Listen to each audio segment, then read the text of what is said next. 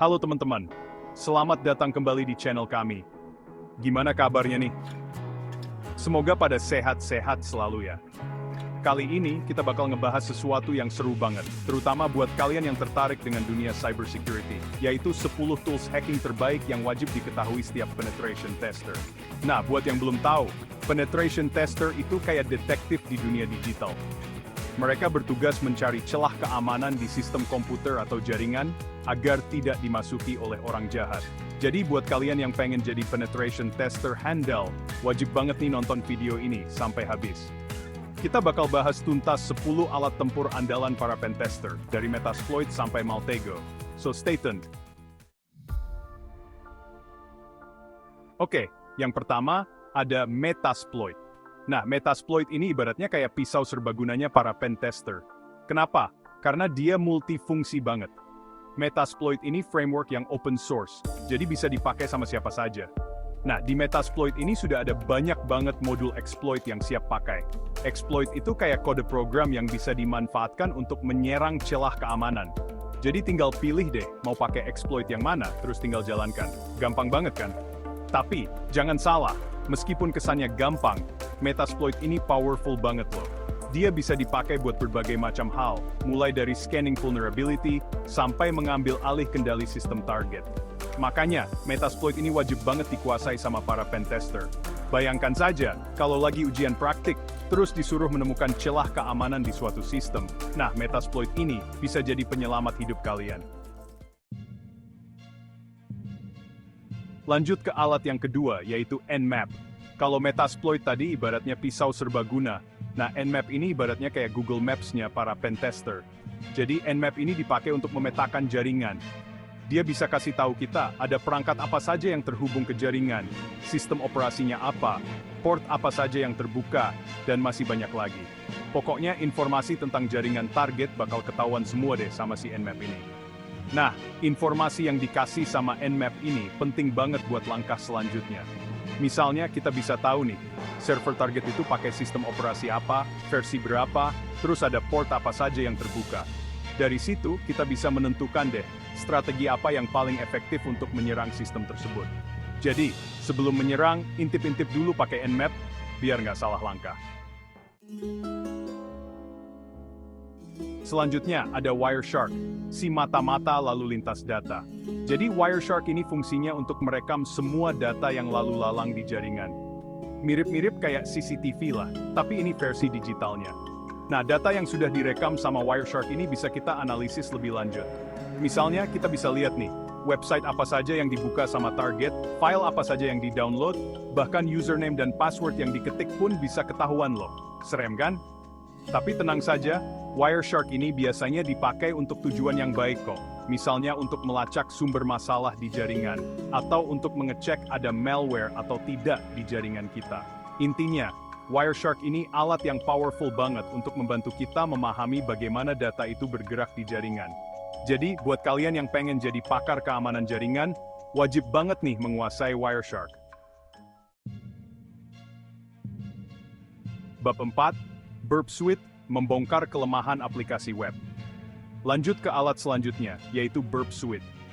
Nah, kalau yang ini khusus untuk menguji keamanan aplikasi web. Jadi, Burp Suite ini ibaratnya kayak kotak peralatannya para pentester web. Di dalamnya ada banyak banget tools yang bisa dipakai untuk mengecek berbagai macam celah keamanan di aplikasi web. Mulai dari SQL injection, cross-site scripting, sampai ke celah-celah yang lebih kompleks. Cara kerjanya bagaimana sih? Simpelnya begini, Burp Suite ini akan menyelip di antara browser kita sama server web. Jadi semua request dan respons yang dikirim dan diterima akan lewat Burp Suite dulu. Nah, dari situ, kita bisa mengintip, memodifikasi, bahkan membajak data yang sedang dilewatkan. Seru kan? Tapi ingat ya, gunakan Burp Suite ini untuk hal-hal yang baik saja ya. Bab 5, John the Ripper, si pembobol kata sandi. Selanjutnya, ada John the Ripper, si pembobol kata sandi. Sesuai namanya, John the Ripper ini fungsinya untuk membobol password. Tapi tenang saja, ini bukan untuk mengerjai teman atau menghack akun orang lain ya. John the Ripper ini biasanya dipakai sama para pentester untuk menguji kekuatan password. Jadi, mereka akan mencoba berbagai macam kombinasi karakter, sampai akhirnya ketemu password yang tepat. Nah, proses mencari password ini bisa pakai beberapa metode, mulai dari dictionary attack, brute force attack, sampai rainbow table attack. Semakin kompleks passwordnya, semakin lama juga proses pembobolannya. Makanya, penting banget nih untuk menggunakan password yang kuat dan unik di setiap akun online kita. Biar tidak gampang dibobol sama si John the Ripper ini. Bab 6, Aircrack Eng menembus batas jaringan Wi-Fi. Lanjut ke alat selanjutnya, yaitu Aircrack Eng. Nah, kalau yang ini khusus untuk menguji keamanan jaringan Wi-Fi. Aircrack Eng ini ibaratnya kayak pemetik kunci digital untuk masuk ke jaringan Wi-Fi. Tapi tenang saja, ini bukan untuk mengerjai tetangga yang pelit bagi password Wi-Fi ya. Aircrack Eng ini biasanya dipakai sama para pentester untuk menguji seberapa aman jaringan Wi-Fi mereka dari serangan hacker. Cara kerjanya bagaimana sih? Jadi aircracking ini akan menangkap paket data yang dilewatkan di jaringan Wi-Fi. Nah, dari paket data itu, aircracking akan mencari celah keamanan yang bisa dimanfaatkan untuk membobol password Wi-Fi.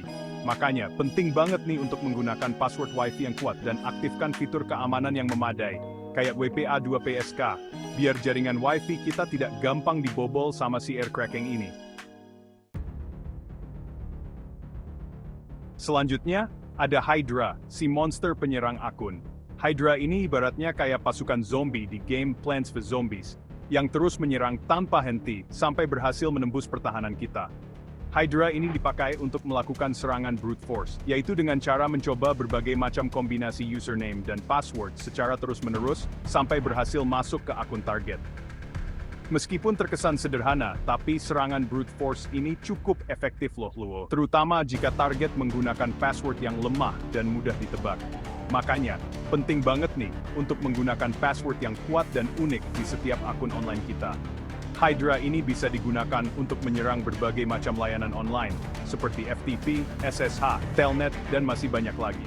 Jadi, buat kalian yang suka iseng mencoba keamanan sistem, Hydra ini bisa jadi salah satu alat yang menarik untuk dipelajari. Tapi ingat ya, gunakanlah dengan bijak dan bertanggung jawab. Bab 8. Selanjutnya, ada SQL Map, si pemburu celah di basis data. SQL Map ini khusus dirancang untuk mendeteksi dan mengeksploitasi kerentanan SQL injection di aplikasi web. SQL injection sendiri merupakan salah satu jenis serangan yang cukup berbahaya, karena bisa digunakan untuk mengakses, mengubah, bahkan menghapus data penting di basis data. SQL Map bekerja dengan cara mengirimkan permintaan SQL yang dimodifikasi ke aplikasi web target. Jika aplikasi web tersebut rentan terhadap SQL injection, maka SQL Map bisa memanfaatkan celah tersebut untuk menjalankan perintah SQL secara sembarangan. Dengan menggunakan SQL Map, para pentester bisa dengan mudah menemukan dan mengeksploitasi kerentanan SQL injection di aplikasi web.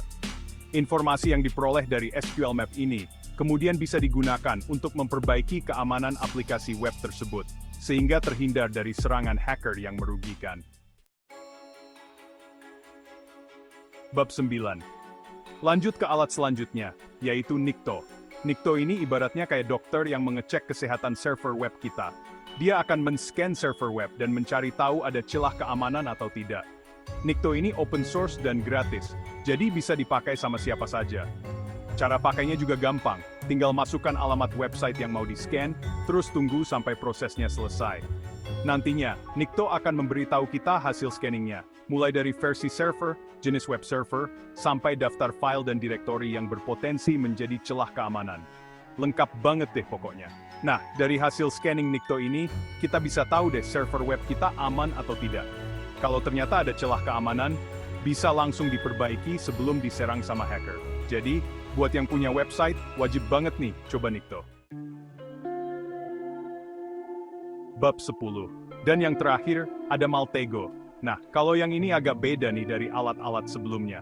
Maltego ini lebih ke visualisasi data. Jadi dia bisa membantu kita untuk melihat hubungan antar data secara lebih jelas. Misalnya, kita mau mencari tahu siapa aja sih yang pernah akses website kita, terus mereka pakai IP address apa saja. Nah, Maltego ini bisa kasih tahu kita informasi itu dalam bentuk grafik yang mudah dimengerti. Tidak cuma itu, Maltego juga bisa dipakai untuk mencari tahu akun media sosial seseorang, alamat emailnya, nomor teleponnya, dan masih banyak lagi. Pokoknya, Maltego ini jago banget deh soal mengumpulkan informasi. Tapi ingat ya, semua alat yang kita bahas di video ini itu bersifat netral. Artinya, bisa dipakai untuk kebaikan, bisa juga dipakai untuk kejahatan. Jadi, pastikan kalian pakai alat-alat ini dengan bijak dan bertanggung jawab ya. Outro, itulah 10 alat hacking terbaik yang wajib diketahui setiap penetration tester. Ingat, alat-alat ini sangat powerful dan bisa disalahgunakan. Gunakanlah dengan bijak dan bertanggung jawab.